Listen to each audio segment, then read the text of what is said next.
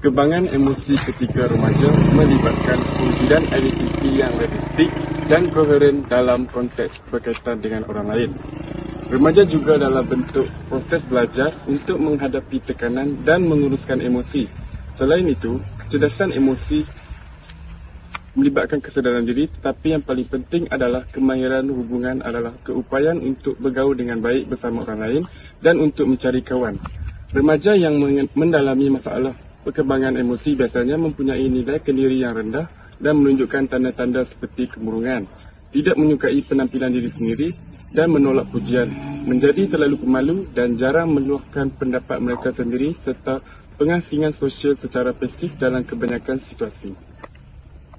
Kita yang besar, semakin banyak stres yang akan kita hadapi. Maka tak hairanlah jika ibu bapa tu dapat melihat anak-anak dia akan menjadi marah atau keletihan disebabkan perkara di sekolah, dalam kehidupan ataupun dalam perhubungan. Walaupun begitu, sekiranya stres ini berlaku dengan terlalu kerap, ia boleh menjadi petanda kepada kemungkinan penyakit mental.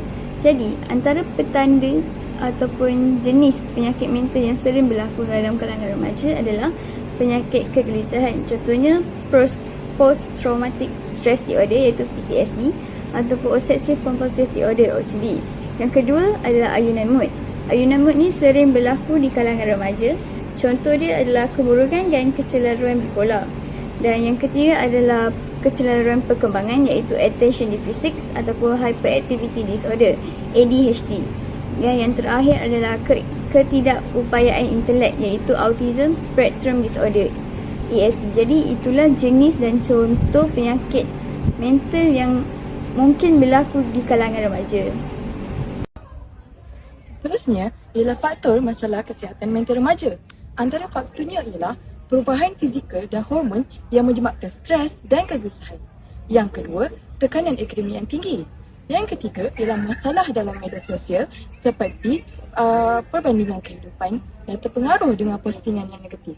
Seterusnya, kurang perhatian dan kasih sayang daripada keluarga dan ibu bapa mendorong kepada masalah kesihatan mental remaja. Yang terakhir ialah masalah sosial iaitu pergaduhan antara rakan sebaya. Apakah yang anda perlu lakukan jika anda mempunyai masalah kesihatan mental remaja? Yang pertama, anda perlu mendapatkan rawatan di klinik kesihatan yang berdekatan. Yang kedua, anda boleh mendapatkan khidmat kaunseling. Yang ketiga, anda juga boleh menghubungi talian bantuan yang diwujudkan seperti MHPSS di 03 293 59935. Seterusnya ialah talian kasih sayang 15999 dan juga WhatsApp talian kasih di 0192615999. Yang terakhir, anda juga boleh mendapatkan bantuan kaunseling di talian hotline Befrienders iaitu 03-795-68145 yang berkhidmat secara 24 jam. Dapat sekali usaha yang dilakukan oleh golongan remaja untuk mengelakkan tekanan mental dan emosi diri yang tidak baik adalah dengan mengamalkan gaya hidup yang sihat. Gaya hidup sihat bermaksud seorang individu membahagikan masa yang seimbang untuk belajar atau bekerja. Untuk melakukan aktiviti riadah seperti bersukan, tidur yang cukup dan mengamalkan pemakanan yang sihat, kita dapati golongan remaja hari ini mempunyai rutin yang tidak sihat seperti perjalanan pada waktu malam untuk bermain permainan video. Pada masa yang sama, remaja digalakkan untuk bergaul atau bersosial dengan rakan-rakan yang baik untuk mengatasi masalah tekanan mental. Sebagai contoh, setiap sekolah mempunyai pembimbing rakan sebaya yang dilatih oleh guru untuk menjadi pembimbing kaunseling kepada para pelajar yang mempunyai masalah. Kemudahan ini wajar dimanfaatkan sepenuhnya oleh para pelajar untuk berkongsi masalah yang dihadapi kepada rakan dan mereka pasti dapat memahami dan membantu memberikan cadangan penyelesaian kepada masalah yang dihadapi. Akhir sekali, salah satu inisiatif untuk mengelakkan tekanan mental dan emosi dalam kalangan remaja adalah berehat dan melancong ke pusat pelancongan. Justru, ibu dan bapa seharusnya menggunakan kesempatan sewaktu cuti sekolah untuk membawa anak-anak melancong dan melawat pusat pelancongan yang menarik. Penutup konklusi daripada perbincangan di atas pelbagai cara yang boleh dilakukan oleh para remaja untuk mengelakkan tekanan mental dan emosi diri. Manakala tahap kekuatan seseorang terhadap tekanan yang dihadapi adalah berbeza. Stres dapat menjadi pendorong kepada suatu tindakan dan pencapaian serta boleh menimbulkan masalah kesihatan. Stres merupakan hasil interaksi antara peristiwa persekitaran dengan individu.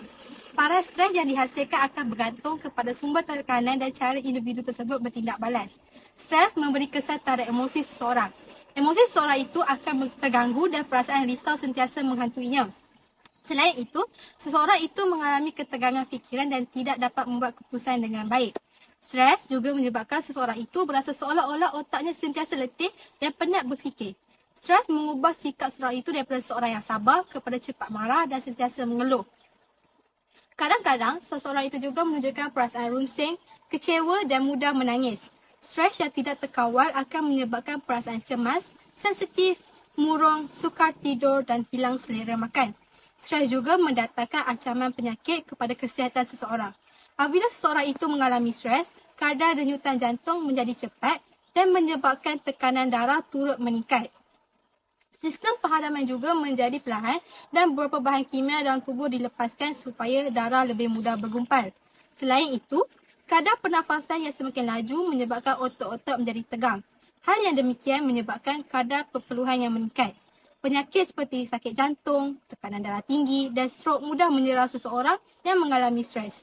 Stres juga memberi ketidakselesaan kepada seseorang. Apabila stres, seseorang itu akan mengalami denyutan jantung yang laju dan tidak tetap. Hal ini demikian kerana otot-otot menjadi tegang dan mengakibatkan dada berasa tidak selesa. Secara fizikalnya, seseorang itu akan mengalami sakit kepala dan kadang-kadang muntah. Stres juga menyebabkan seseorang itu kerap membuang air kecil. Tubuh badan akan berasa letih, lesu dan lemah. Mulut dan tekak akan menjadi kering dan menyebabkan seseorang itu berasa tidak selesa. Selain itu, masalah kulit seperti psoriasis, eczema dan jerawat juga timbul.